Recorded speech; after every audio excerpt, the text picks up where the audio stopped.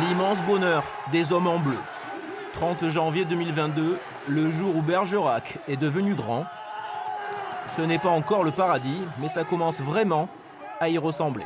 Quart de finale, même moi je le dis, je réalise même pas. C'est beau et franchement on est fiers. Moi je suis fier de ce groupe. C'est se battre pour ces gars-là, franchement tous les jours, c'est merveilleux. Où on va s'arrêter cette équipe? On prend pas encore de but, on est solide, on marque, on est efficace. Tout le monde se bat les uns pour les autres, c'est incroyable, un public incroyable. Là il n'y a pas de mots, c'est incroyable, c'est magique. Bergerac, c'est un roc, un pic, un cap, une péninsule de solidité. Le mur de la Dordogne n'a toujours pas encaissé le moindre but après 8 tours de Coupe de France. Mais il n'y a pas que de la solidité défensive, loin de là, la preuve, avec le but de cette qualification historique, inscrit par Romain Escarpite après un très beau mouvement collectif.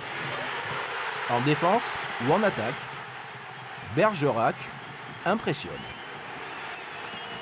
Il y a une espèce de folie autour de la Coupe de France et du championnat. On est sur une espèce de série un peu folle de pas de but encaissés en Coupe de France et des victoires.